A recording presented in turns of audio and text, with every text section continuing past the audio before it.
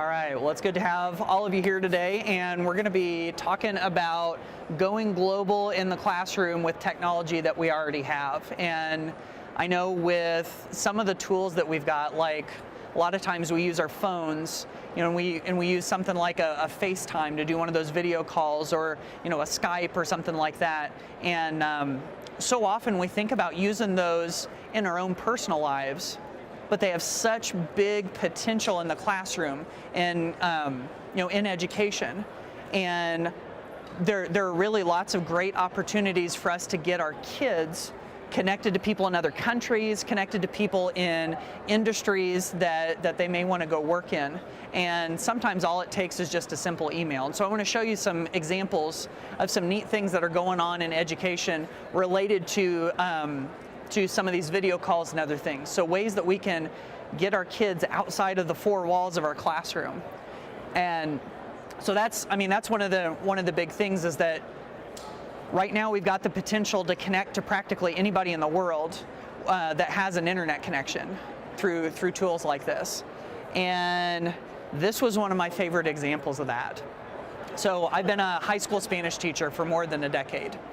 And my students, these were some of my students right here, and we were learning Spanish, and I was able to get them connected to a class of English learners all the way over in Valencia, Spain. So I just did that by using, there's a website that Skype has for teachers, and it's a place where you can go sign up. You can get your class connected with other classes. It's almost like a database where you can find other classes and guest speakers. So I found this teacher, and we decided that our classes would basically Skype together. And so we started off by playing this game called Mystery Skype. It's almost like, it's kind of like a geography guessing game, where you got these two classes, and they do a video call like this. And so these guys can see my students, and my students can see them, but they have no idea where in the world they are. And so that's the guessing game. And so that was one of the activities we did. We basically did these video calls once a week. And so my students got to talk to these kids from Spain. They got to help them learn English. The kids from Spain got to help my kids learn Spanish. This was huge for my students because we're in such a rural area, and everybody pretty much looks like everybody else. There's not very much racial diversity, not much of any diversity at all, and this opened my kids up to a lot. So that's the kind of thing that I think is out there. But then it has the potential to do so much more. This is a teacher. He's a friend of mine. His name's Mike Soskell. He teaches in Pennsylvania, and his students have done a similar thing. So these aren't his students. I'll get to that in a second. But his students got to do a video call with a class of kids in Nairobi, Kenya.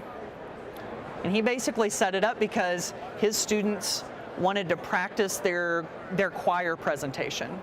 They wanted to sing for somebody. And so Mike was able to get them connected with these kids in Kenya. And so they basically got to do their presentation. They got to sing, and these kids from Kenya got to watch. And then the kids from Kenya sang some traditional Swahili songs back to the kids in Pennsylvania, and it was really neat. But after they hung up this call, Mike's students started looking into where these kids were from. And they happened to be from this place called the Kibera slum. And they were living in these horrible living conditions. And Mike's students go, you know what, we got to help these kids. And so they researched, and they found out that they really needed water filters. So Mike's students teamed up with other students in classes around the United States. They even got connected with a class of students in Greece. And they were all raising money to buy these water filters. They raised $12,000 so they could buy water filters and distribute them all around these kids' community, the entire community, not just the school. And so what that allowed his kids to do was A, get in contact with kids that are in other parts of the world, but B, also learn that they can make a difference. Being, 4th or 5th grade kids, they were able to do something that really impacted and really actually saved lives. And so now they have that lesson in their heart, and they know that what they can do can really make a difference. So those are some of the things that it will do. Now, to bring it back down to a little bit smaller of a scale, we can do little things that are meaningful too. This was a second grade class that I got to work with. This was actually in Ohio. This was in, I'm trying to remember, this was at Elgin Elementary School in Marion, I think. And so these kids were learning about life on the farm. And I'm a city kid. I don't know anything about life on the farm hardly, you know. So I got a farmer from nearby their school to do, this was just a Skype video call that he did with his iPhone. And he was able to tell kids more about what they were learning in class than I ever could. And so he was at a hog farm, and so he showed the kids around the hog farm. He picked up one of the baby pigs and showed it to the kids, you know, and the kids were excited. And so he got to answer questions and tell them things that I never would have been able to tell them. And so that was all, again, just through technology that they already had. They had the internet connection. They had the computers and the devices that it took. They just had to be willing to give it a shot. And there's this really great website called Skype in the Classroom that will let you find classes that you can connect your students to. There's guest speakers. You can bring in virtual guest speakers, you know, people who want to do these video calls and tell kids about what they're passionate about. And then you can even take them on virtual field trips. So you can take them to national parks. You can get them connected to, you know, people in research labs and, you know, all these national monuments and everything. You can take kids there virtually through a video call. So those are some of the things that are available to us with the technology that we already have, and sometimes we just don't think to use them.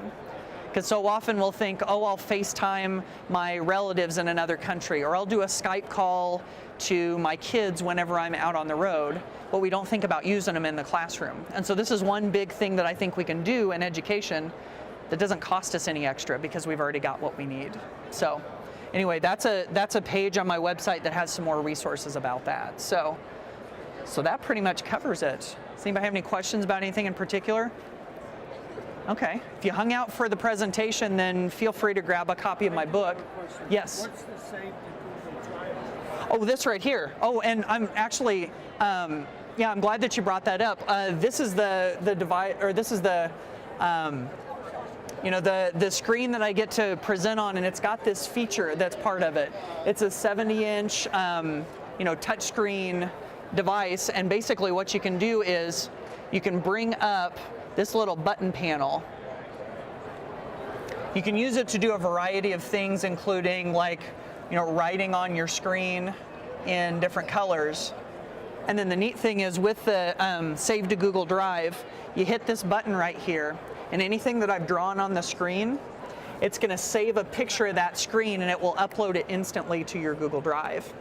So if teachers, for example, are doing a presentation and they've done all this drawing but they have students that are absent, they can save a picture of all of their annotations and they can show it to the kids when they get back. That's one of the really neat features of this particular thing. So yeah, that's a good question. Anybody else? Any other questions? Okay. All right, I think that covers it. So thank you so much for being here.